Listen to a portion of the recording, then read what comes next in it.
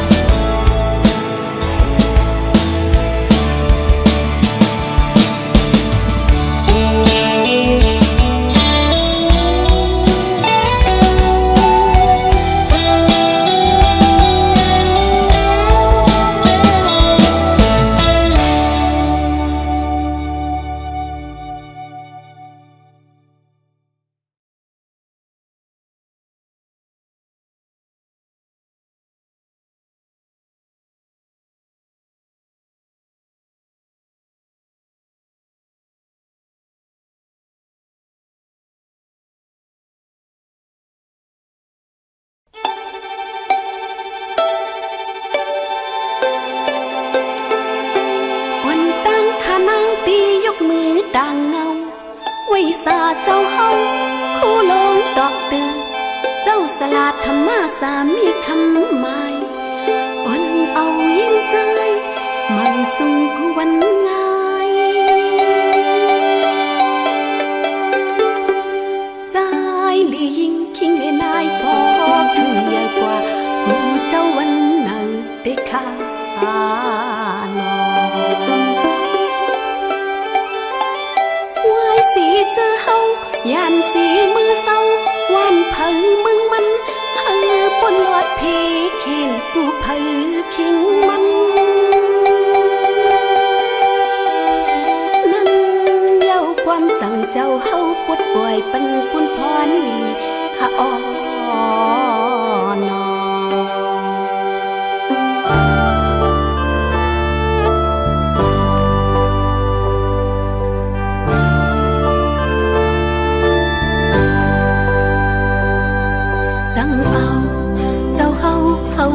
สังกา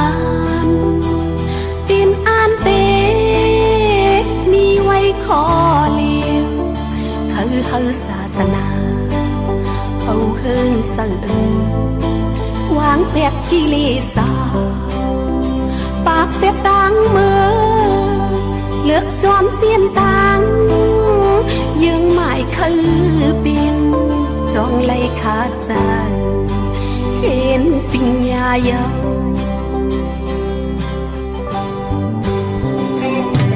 ตั้งแต่อาสาหกโคกฮอดถึงเมื่อไหนอันเจ้าเฮาฮัดเจอมานั้นเลยฮอดเยิงมาแถวที่จอมยาวเป็นอ่อนกันยกดังเป็นเจ้าคู่ลงดอกเตอร์ธรรมาเจ้าสามีคำหมายไว้เยาเฮาข้าไว้สาตุ่มมุนเจ้าเฮาเยา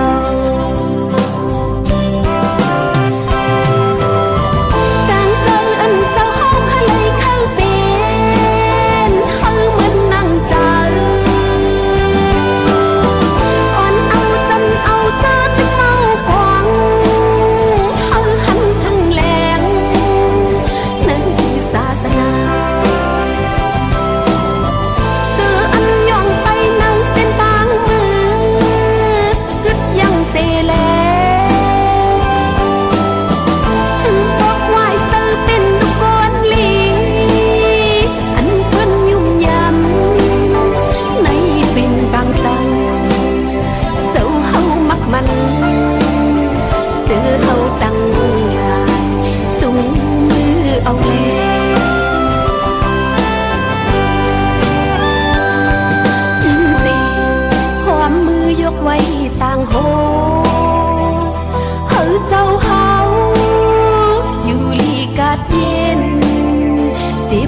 ดังเป็นยาปีมีนา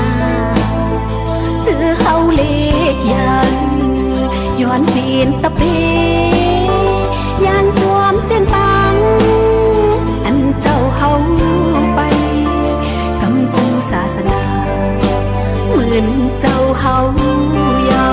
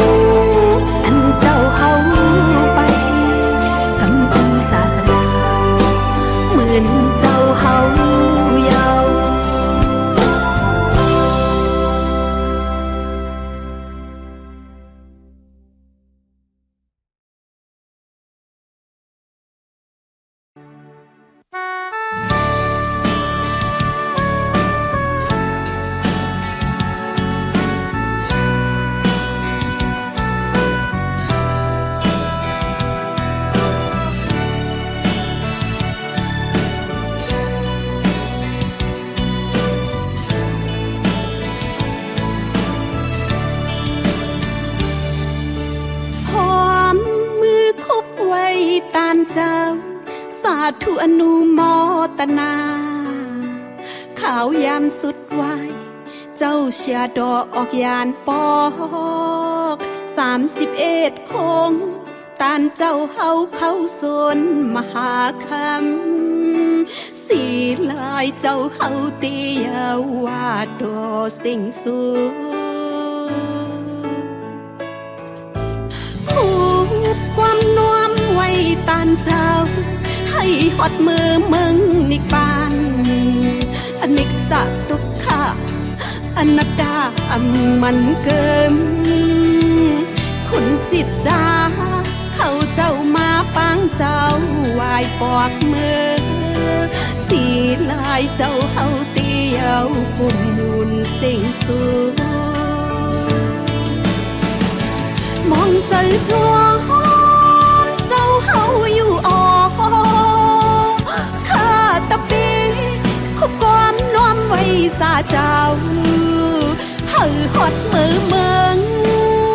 คำมหาในบ้านตีกะตีเย็นเฮาเจ้าเฮากว่าฮอดถึงข้าตะปีย้อนสู่ปัญญูข้าเจ้า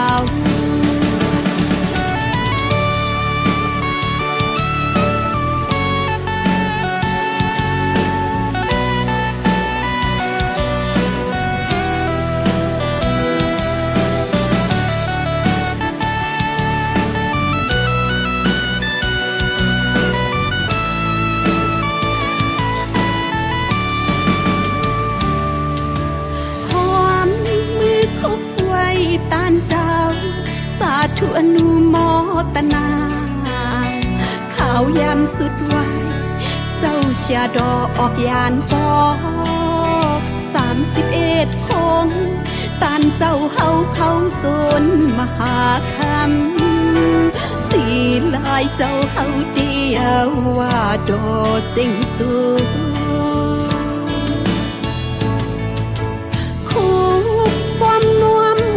ตานเจ้าให้ฮอดมือมึงนิกปาน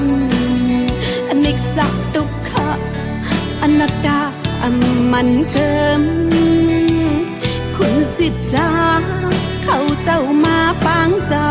วายปอกมือสี